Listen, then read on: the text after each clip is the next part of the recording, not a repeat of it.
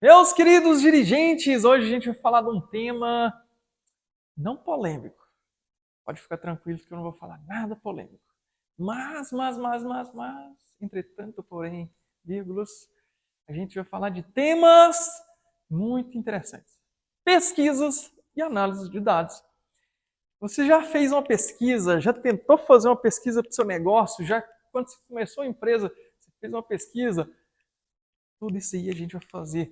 Mas não só para quem está começando, também para quem tem uma grande empresa, todo mundo precisa fazer uma pesquisa um dia. E a pesquisa é um dos contextos mais importantes, porque não adianta nada você ter uma empresa e ficar tacando o machado ao invés de amolar o machado mais para depois cortar a madeira. Perfeito? Então, amole mais o machado, ou seja, absorva mais conteúdo, mais inteligência, mais vídeos do YouTube como esse. Aprenda mais para você conseguir fazer o corte melhor. E aí, esses são os temas que a gente vai fazer nessa aula hoje, perfeito? O que é pesquisa e análise de dados? Conceitos, processos, coletas e organização. Descrição passo a passo. Ó. Bom, conceitos, processo de coleta, organização e interpretação. Aplicação prática no marketing digital e nos negócios. Dados transformam achismos em decisões seguras. Bom, tudo isso é o que a gente falou agora mesmo. Mas, por que os dados são essenciais no marketing? Para fazer simplesmente a previsão do comportamento do consumidor, personalização de campanhas, aumento de ROI, melhor segmentação de público, tudo isso daí a gente vai falar. Mas explorar tipos de pesquisas de mercados é importante para fazer, por exemplo, a exploratória. Quando você vai fazer a exploração da análise de dados, você pode fazer o método de exploratória. Agora, uma análise de dados que seja descritiva é quando você vai detalhar mais sobre aqueles dados, vai escrever mais, vai aprofundar mais sobre aquilo lá. E a causal, simplesmente, por exemplo, fazer um teste AB. Você vai entender a causa e os efeitos daqueles dados. Então, se esse movimento da mão fazer determinada coisa, o que acontece depois com a outra mão? Bom, são coisas aqui toscas que eu falei, mas no final das contas, você simplesmente tem que entender a causa e o efeito de determinada coisa. Vou dar um exemplo melhor. Se você comer bastante sal, o que acontece com a sua pressão? Então, são causa e efeito. Bom, então existe a pesquisa primária e a secundária. A primária, quando você vai atrás, quando você pesquisa, enfim, com base no que você coletou de dados ali. Já a secundária são dados já existentes, tá? Então, pesquisa primária, dados inéditos e secundária, dados existentes como relatório, IBGE, artigos, coisas que já existem e geralmente são grandes ali disponíveis publicamente. Perfeito? Então, é a secundária. E os métodos de coleta de dados? Então, você vai querer coletar dados. Como que você vai fazer isso? Você pode fazer uma entrevista com determinada pessoa. Isso é relativo para que você vai usar a pesquisa, tá? Porque a pesquisa envolve grandes âmbitos. Pode ser na ciência, pode ser no comércio, pode ser dentro do marketing. Então é bem relativo para que você vai usar isso. Mas você pode fazer entrevistas, pode fazer questionários, e a gente vai chegar em ferramentas aqui interessantes. Você pode fazer observação, olhar, passar um movimento. Por exemplo, quando eu fui abrir uma empresa, a primeira coisa que eu fiz para olhar onde que eu vou abrir a empresa é observar e contar em dentro de 10 minutos, fazer uma amostra ali de dados, né? Dentro daquele período de 10 minutos, quantos carros, veículos e pessoas passaram. Por que eu fiz isso? Para calcular o tráfego da rua. Porque o tráfego, o movimento é importante. E aí, eu vi em determinada rua que passava mais carro, porém, passava mais rápido.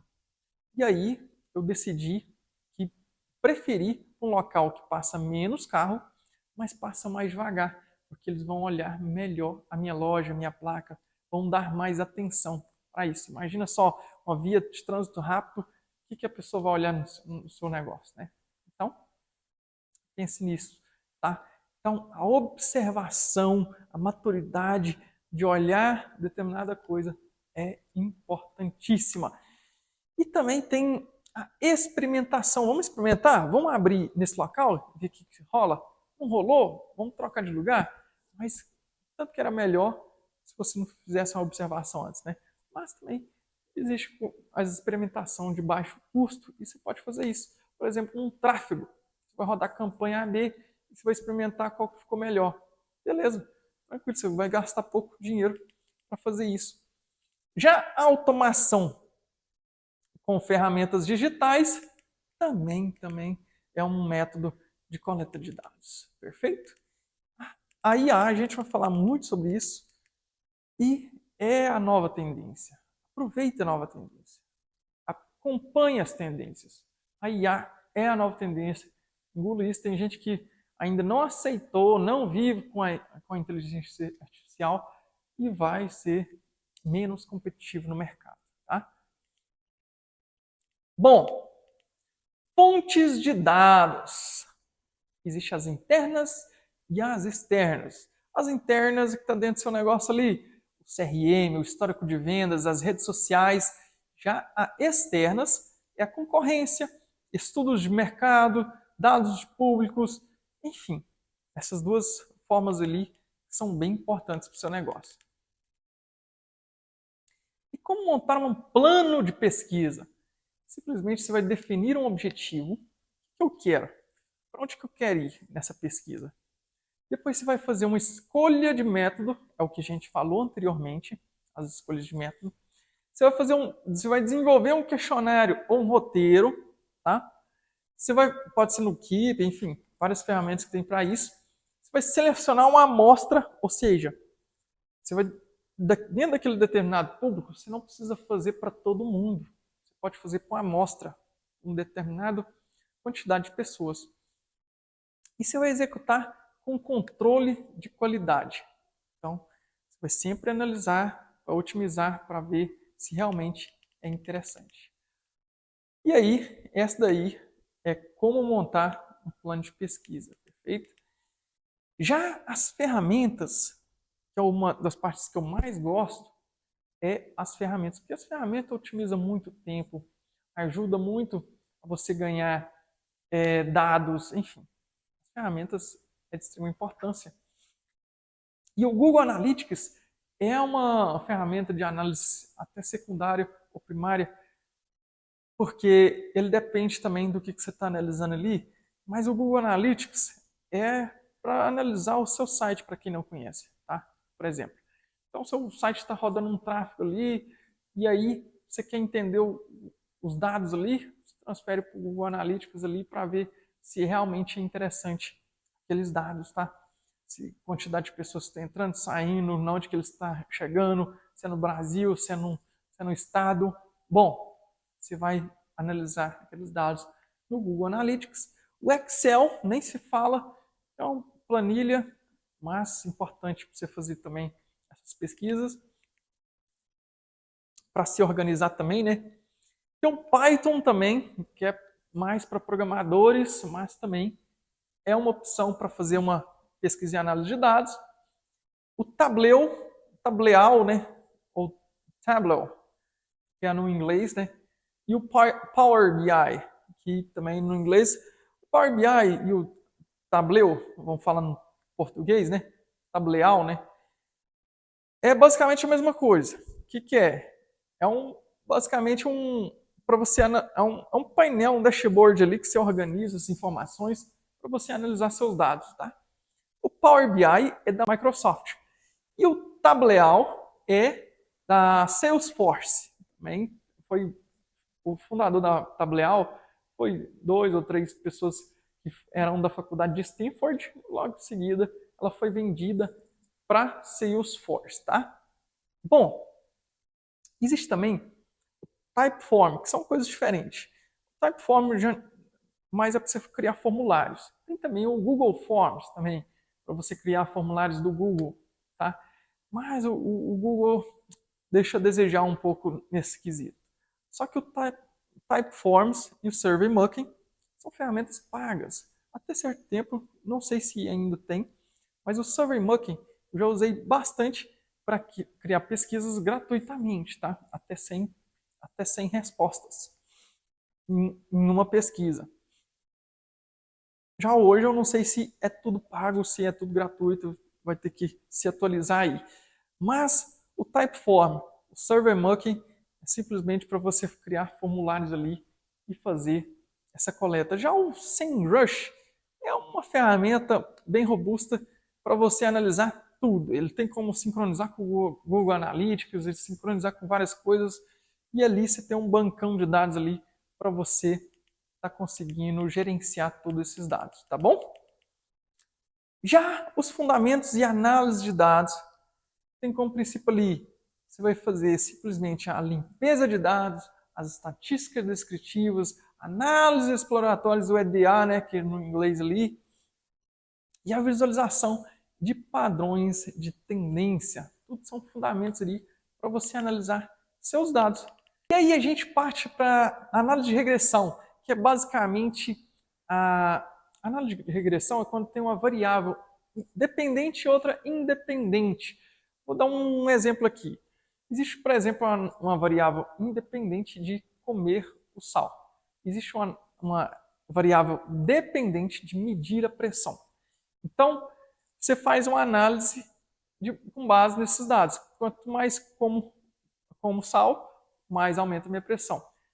Então, como que funciona isso no marketing? Quando você coloca dinheiro e verba no anúncio, você também pode aumentar o faturamento. Então, a análise de regressão serve para isso, tá? Outra técnica avançada também é a clusterização. Você ouviu muito bem. A segmentação de cliente, por exemplo, quando você identifica padrões de clientes, fala assim, esse cliente veste camisa vermelha, esse outro cliente veste camisa vermelha, esse outro cliente veste camisa vermelha. Você identificou um padrão. E aí você vai aglutinar aquele público ali, perfeito? Então, essa é a clusterização. E também existe a análise de sentimento. Por exemplo, você vai analisar os comentários do seu cliente, vai analisar os comentários nas redes sociais para você ver o sentimento que está gerando ali na base de dados. Perfeito? E aí a gente entra para um detalhe de alta tecnologia, o Big Data e a inteligência artificial. Big Data nada mais é que bancões de dados, movimentos grandes de dados e fluxo de pesquisa, enfim, para você analisar dados grandes. Perfeito? E Machine Learning é o aprendizado da máquina. Essa é a verdadeira tradução de Machine Learning. Aprendizado da máquina. Por exemplo, o algoritmo não aprende que você viu aquele vídeo e outra pessoa viu e gostou daquele vídeo. Ele não aprende contigo. Esse é o Machine Learning. Tá? Existe também os chatbots. Isso, na assessoria Famas, a gente tem um serviço que a gente presta somente para isso, para implementar chatbots dentro da empresa de varejo e determinados qualquer tipo de empresa que queira ter um atendimento automático. E existe dois principais tipos ali de chatbot, que é o com mensagens padrões e com mensagens com inteligência artificial. Quem nunca já atendeu, já foi atendido por um chatbot, tem as opções 1, 2, 3 e 4 para determinada. Digite 1, 2, 3 ou 5 para fazer determinada ação. Esse é um dos padrões. E o outro padrão é a própria inteligência artificial conversando contigo. Tá? Então, o chatbot é importante para quem tem grande movimento de mensagens no WhatsApp e quer deixar uma inteligência artificial tomar conta ali para fazer um atendimento mais rápido. E também mais barato do que mão de obra. E ali a gente tem análise preditivas. O que é uma análise preditivas? É quando você tem base de dados ali para você ver tendências. você já tem dados, você já foi levantado, já tem bancos de dados, padrões, e aí você vai identificar tendência. Então, é a análise preditiva. E a segmentação automática, por exemplo, é quando você sobe uma campanha que o próprio MetaAds, é uma campanha Smart, que eles chamam, não? Você sobe uma campanha Smart e ele mesmo já segmenta o público para você. Tá? Então, é a segmentação automática.